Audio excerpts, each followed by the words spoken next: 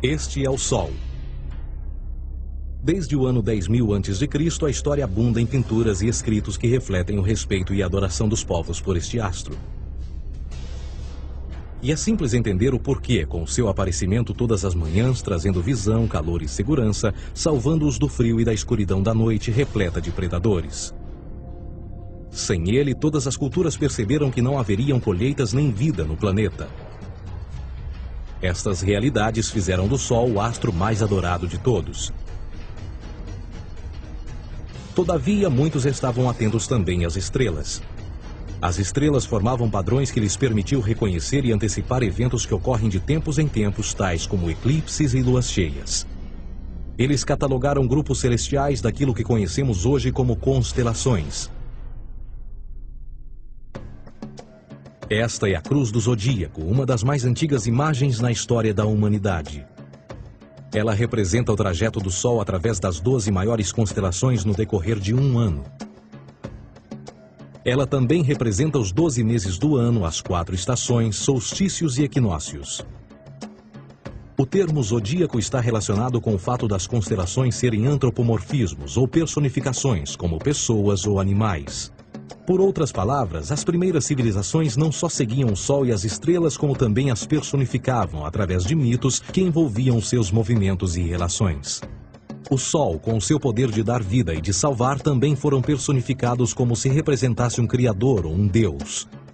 Deus Sol, a luz do mundo, o salvador da humanidade. Igualmente, as 12 constelações representaram lugares de viagem para o Deus Sol e foram nomeados por elementos da natureza que aconteciam nesses períodos de tempo. Por exemplo, Aquários, o portador da água que traz as chuvas da primavera. Este é Horus. Ele é o Deus Sol do Egito de 3.000 a.C. Ele é o Sol antropomorfizado e a sua vida é uma série de mitos alegóricos que envolvem o movimento do Sol no céu. Dos antigos hieróglifos egípcios conheceu-se muito sobre esse Messias solar. Por exemplo, Horus, sendo o Sol, tinha como inimigo o Deus Sete, que era a personificação das trevas ou da noite. E metaforicamente falando, todas as manhãs Horus ganhava a batalha contra Sete. E no fim da tarde, Sete conquistava Horus e o enviava para o mundo das trevas.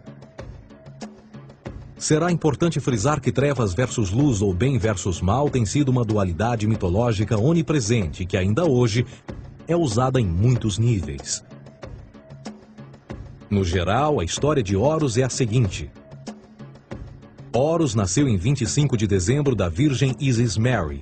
O seu nascimento foi acompanhado por uma estrela no oeste, que por sua vez foi seguida por 3 reis em busca do Salvador recém-nascido. Aos 12 anos era uma criança prodígio nos ensinamentos, e aos 30 anos ele foi batizado por uma figura conhecida por Anup, e assim começou seu ministério. Horus teve 12 discípulos e viajou com eles, fazendo milagres tais como curar os enfermos e andar sobre as águas. Horus também era conhecido por vários nomes como a Verdade, a Luz, o Filho Adorado de Deus, o Bom Pastor, Cordeiro de Deus, entre muitos outros.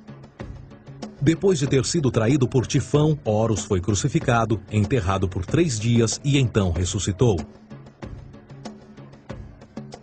Estes atributos de Horus, originais ou não, parecem influenciar várias culturas mundiais e muitos outros deuses encontrados com a mesma estrutura mitológica. Atis da Firígia nasceu da Virgem Nana em 25 de dezembro. Crucificado, foi posto na tumba e 3 dias depois ressuscitou. Krishna, da Índia, nasceu da Virgem Davaki com uma estrela no ocidente assinalando sua chegada, fez milagres juntamente com seus discípulos e após sua morte ressuscita. Dionísio da Grécia nasceu de uma virgem em 25 de dezembro. Foi um professor peregrino que praticou milagres como transformar água em vinho e é referenciado como Rei dos Reis, Filho unigênito de Deus, o início e o fim, entre muitas outras coisas, e após sua morte ressuscitou. Mitra da Pérsia nasceu de uma virgem em 25 de dezembro. Ele teve 12 discípulos e fazia milagres. E após sua morte foi enterrado por 3 dias e então ressuscitou. Ele também foi chamado de a Verdade, a Luz, entre outros. Curiosamente, o dia sagrado de adoração a Mitra era um domingo.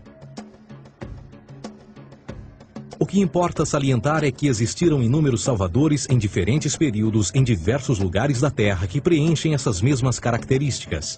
A pergunta que não quer calar: o porquê desses atributos? Por que o nascimento de uma virgem em 25 de dezembro? Por que a morte e a ressurreição após 3 dias? Por que os 12 discípulos ou seguidores? Para descobrirmos, vamos examinar o mais recente dos Messias solares. Jesus Cristo nasceu em 25 de dezembro em Belém. Ao nascer, foi anunciado por uma estrela no ocidente que seria seguida por 3 reis magos para encontrar e adorar um novo Salvador. Tornou-se pregador aos 12 anos. Aos 30 anos foi batizado por João Batista e então iniciou seu ministério. Jesus teve 12 discípulos que viajaram com ele praticando milagres como curar doentes, andar sobre a água, ressuscitar mortos. Ele também é conhecido como Rei dos Reis, o Filho de Deus, a luz do mundo, o início e o fim, o Cordeiro de Deus, entre muitos outros. Depois de ter sido traído por seu discípulo Judas por 30 moedas de prata, ele foi crucificado, posto em uma tumba e após 3 dias ele ressuscitou e ascendeu aos céus. Em primeiro lugar, a sequência do nascimento é completamente astrológica. A estrela no ocidente é Sírius, a mais brilhante do céu noturno, que a cada 24 de dezembro se alinha com outras 3 estrelas brilhantes no cinturão de Órion. Essas 3 estrelas brilhantes são chamadas hoje, como eram na antiguidade, 3 reis, 3 Marias no Brasil e Portugal.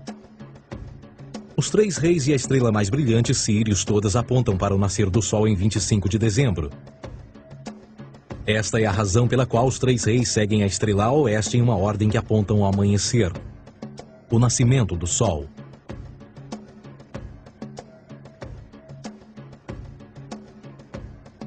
A Virgem Maria é a constelação de Virgo, também conhecida como Virgo, a Virgem. Virgo em latim significa virgem. Virgo também é conhecida como a casa do pão. E a representação de Virgo é uma virgem segurando um feixe de espigas de trigo. Esta casa do pão e o seu símbolo das espigas de trigo representa agosto e setembro, a época das colheitas. Por sua vez, Belém é a tradução ao pé da letra de a casa do pão. Belém também é a referência à constelação de Virgem, um lugar no céu, não na terra. Existe outro fenômeno muito interessante que ocorre em 25 de dezembro, é o solstício de inverno. Do solstício de verão ao solstício de inverno, os dias se tornam mais curtos e frios. Da perspectiva de quem está no hemisfério norte, o sol parece se mover para o sul, ficar menor e mais fraco. O encurtamento dos dias e o fim das colheitas conforme se aproxima o solstício de inverno, simbolizando o processo de morte. Era a morte do Sol. Pelo 22º dia de dezembro, o falecimento estava completamente realizado e faz com que atinja seu ponto mais baixo no céu. Aqui algo curioso acontece. O Sol para de se mover por 3 dias. Durante estes 3 dias, o Sol fica pelas redondezas da constelação do Cruzeiro do Sul, ou Alfa Crucis. Depois desse período, em 25 de dezembro, o Sol se move 1 grau, dessa vez para o norte, trazendo perspectiva de dias maiores, mais calor e a primavera. E assim se diz: o Sol morreu na cruz, ficou morto por 3 dias, apenas para ressuscitar ou nascer mais uma vez. Esta é a razão pela qual Jesus e muitos outros deuses solares compartilham da ideia de crucificação, morte por 3 dias e o conceito da ressurreição. É o período de transição do Sol antes de mudar para a direção contrária no hemisfério norte, trazendo a primavera e assim a salvação. Todavia, eles não celebram a ressurreição do Sol até o equinócio da primavera, ou Páscoa. Isto é porque no equinócio da primavera o Sol domina oficialmente o mal, as trevas, assim como o período diurno se torna maior que o noturno. E o revitalizar da vida na primavera emerge. Agora, provavelmente, a analogia mais óbvia de todas neste simbolismo astrológico são os 12 discípulos de Jesus. Eles são simplesmente as 12 constelações do zodíaco com que Jesus, sendo o Sol, viaja. De fato, o número 12 está sempre presente ao longo da Bíblia.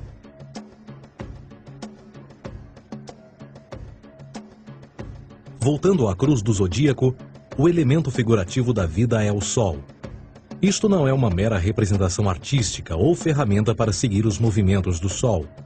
Era também um símbolo espiritual pagão. Uma logografia similar a isto. Isto não é um símbolo do cristianismo. É uma adaptação pagã da cruz do zodíaco.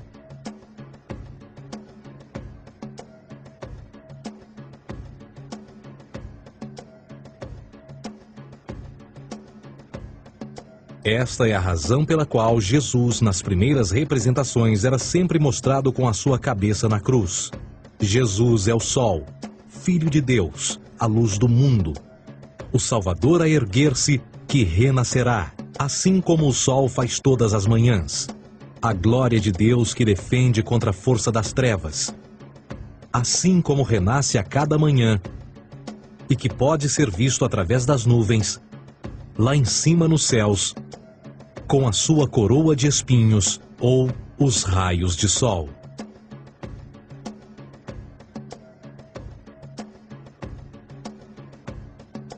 Agora, nas muitas referências astrológicas ou astronômicas na Bíblia, uma das mais importantes tem a ver com o conceito de eras. Através das Escrituras há inúmeras referências a essa era. Para compreender isto, precisamos primeiro estar familiarizados com o fenômeno da precessão dos equinócios.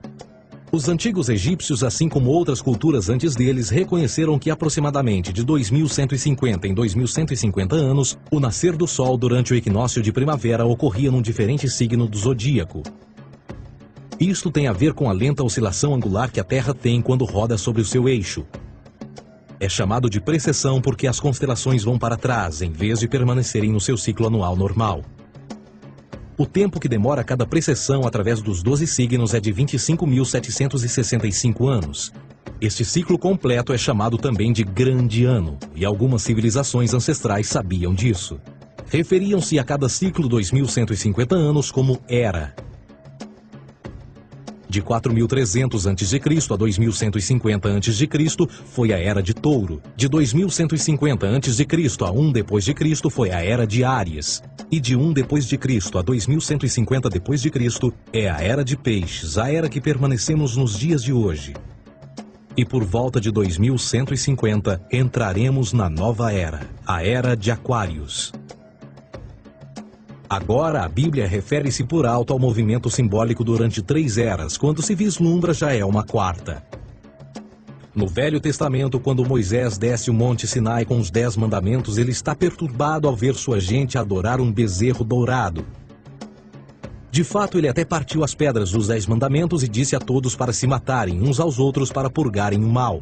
A maior parte dos estudiosos da Bíblia atribuem esta ira de Moisés ao fato de os israelitas estarem adorando a um falso ídolo ou algo semelhante. A realidade é que o bezerro dourado é o Taurus, touro. E Moisés representa a nova era de Áries. Esta é a razão pela qual os judeus ainda hoje assopram com o chifre do carneiro. Moisés representa a nova era de Áries. E perante esta, todos têm de largar a velha. Outras divindades, tais como Mitra, marcam essa transição também. Um deus pré-cristão que mata o touro, na mesma linha simbólica. Agora Jesus é a figura portadora da era seguinte à de Áries, a Era de Peixes. O simbolismo de peixes é abundante no Novo Testamento, assim como Jesus alimenta 5.000 pessoas com pão e 2 peixes. No início do seu ministério, enquanto caminhava ao longo da Galileia, conhece 2 pescadores que o seguem. Agora reflita se voltar a ver um adesivo em formato de peixe escrito Jesus na traseira dos carros. Poucos sabem o que aquilo no fundo representa. É um simbolismo astrológico pagão para o reinado do Sol durante a Era de Peixes. Jesus assumiu também que a data do seu nascimento é também a data do início desta era. Em Lucas 22:10, quando Jesus é questionado se a próxima passagem será depois de ele ir embora, Jesus responde: Eis que quando entrardes na cidade, encontrareis um homem levando um cântaro de água. Segui-o até a casa em que ele entrar. Esta escritura é de longe a mais reveladora de todas as referências astrológicas. O homem que leva um cântaro de água é Aquários, o portador de água, que é sempre representado com um homem despejando uma porção de água. Ele representa a era depois de Peixes, e quando o Sol, Filho de Deus, sair da era de Peixes, Jesus, entrará na casa de Aquários, e Aquário é antes de Peixes na precessão dos equinócios. Tudo o que Jesus diz é que depois da era de Peixes chegará a era de Aquário.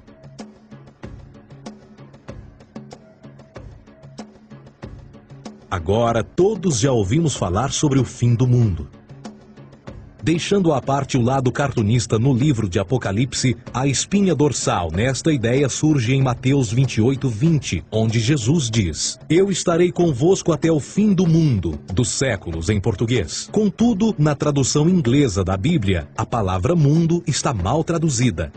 A palavra realmente usada era aion, que significa era. Eu estarei convosco até o fim da era, o que no fundo é verdade. Jesus, como personificação solar de peixes, irá acabar quando o Sol entrar na era de Aquário. Este conceito de fim dos tempos e do fim do mundo é uma má interpretação desta alegoria astrológica. Vamos dizer que aproximadamente 100 milhões de brasileiros acreditam que o fim do mundo está próximo. Além disso, o personagem de Jesus, literalmente e astrologicamente um híbrido, só demonstra o quão plágio do deus Sol Horus do Egito, Jesus é. Por exemplo, inscrito há 3.500 anos atrás, nas paredes do templo de Luxor, no Egito, estão imagens da Enunciação, da Imaculada Concepção, do nascimento e da adoração a Horus. As imagens começam com o anúncio à Virgem Ísis de que ela irá gerar Horus, que Nefe, o Espírito Santo, irá engravidar a Virgem, e depois o parto e a adoração, e que é não mais do que o milagre da concepção de Jesus. Na verdade, as semelhanças entre Horus e Jesus são flagrantes.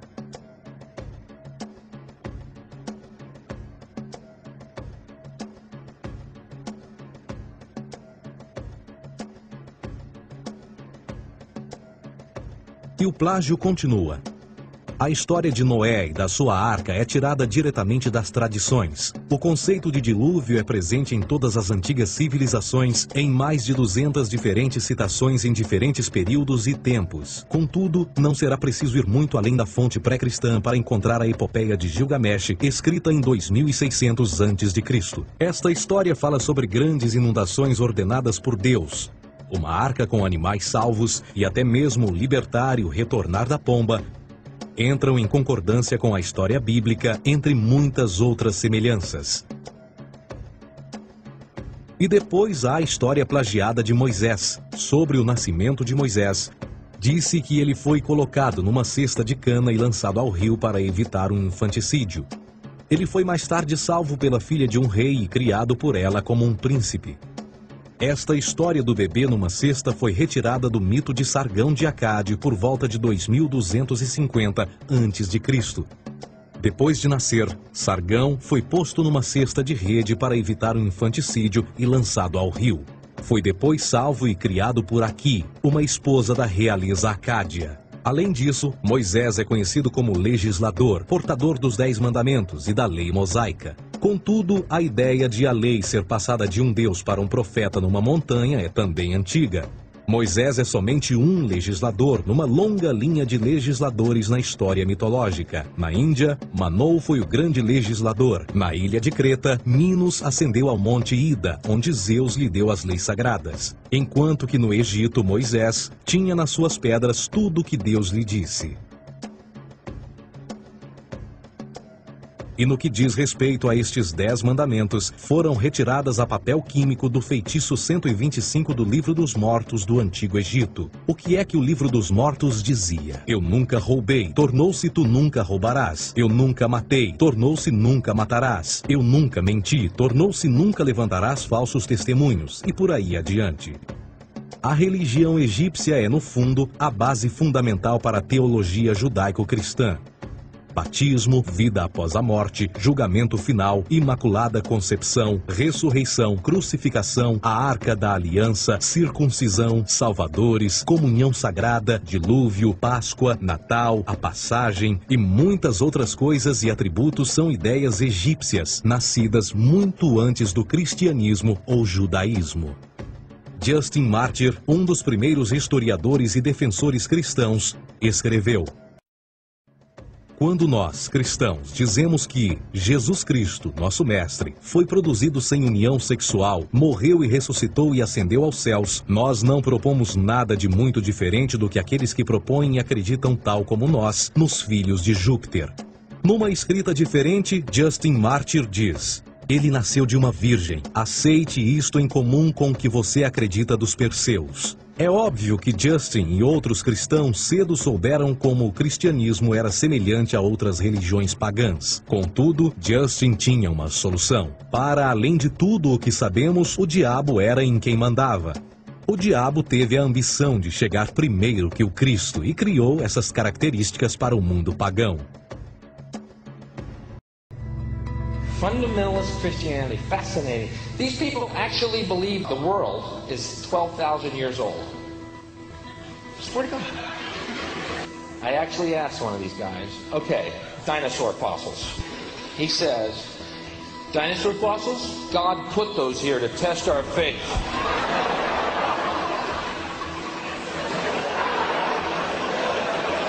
I think God put you here to test my faith, dude.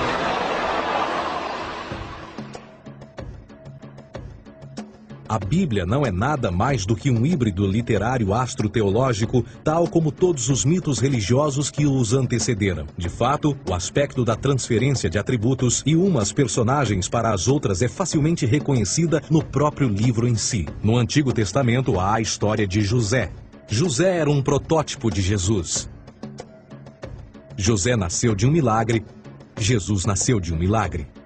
José tinha 12 irmãos, Jesus tinha 12 discípulos.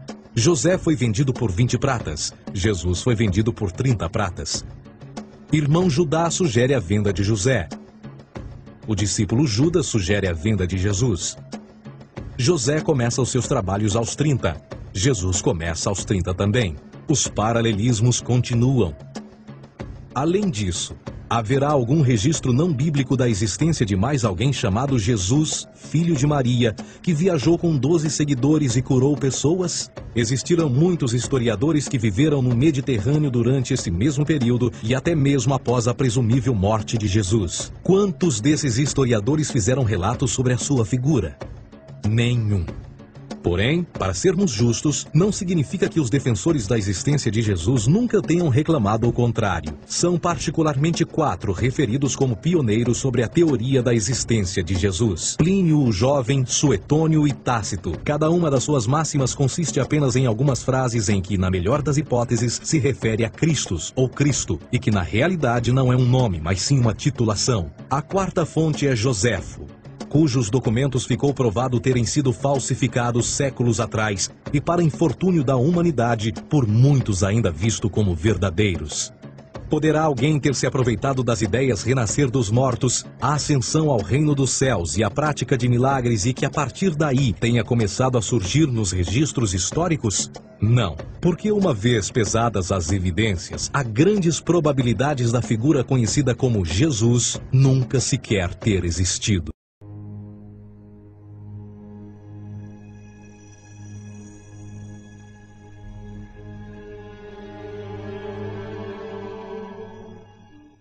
We don't want to be unkind, but we want to be factual. We don't want to cause hurt feelings, but we want to be academically correct in what we understand and know to be true. Christianity just is not based on truth. We find that Christianity was in fact nothing more than a Roman story, developed politically.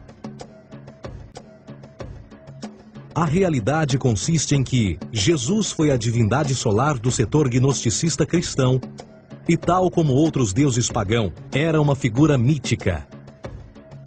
Foi sempre o poder político que procurou monopolizar a figura de Jesus para controle social.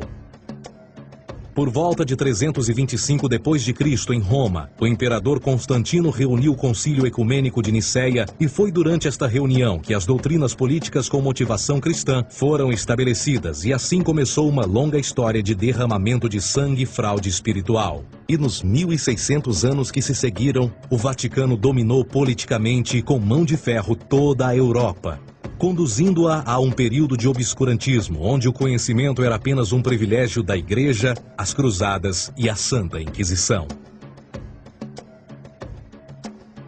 O cristianismo, bem como todas as crenças teístas, são a fraude desta era. Serviu para afastar os seres humanos do seu meio natural e da mesma maneira uns dos outros. Sustenta a submissão cega do ser humano à autoridade. Reduz a responsabilidade humana sob a premissa de que Deus controla tudo e que, por sua vez, os crimes mais terríveis podem ser justificados em nome da perseguição divina. E o mais importante, dá o poder àqueles que sabem a verdade e usam o mito para manipular e controlar sociedades. O mito religioso é o mais poderoso dispositivo já criado e serve como base psicológica para que outros mitos floresçam ou justifiquem.